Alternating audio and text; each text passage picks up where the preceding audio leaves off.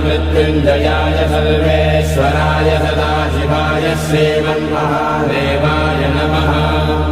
नमस्तेऽस्तु भगवन् विश्वेश्वराय महादेवाय त्र्यम्बकाय त्रिपुरान्तकाय त्रिकाग्निकालाय कालाग्निरुद्राय नीलकण्ठाय मृत्युञ्जयाय सर्वेश्वराय सदाशिवाय श्रीमन्महादेवाय नमः।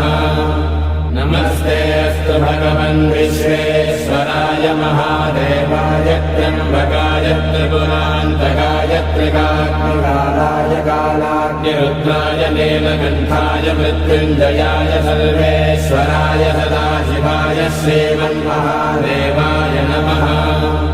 नमस्तेऽस्तु भगवन् विश्वेश्वराय महादेवाय त्र्यम्बकाय त्रिपुरान्तकाय त्रिकाग्निकालाय कालाग्निरुद्राय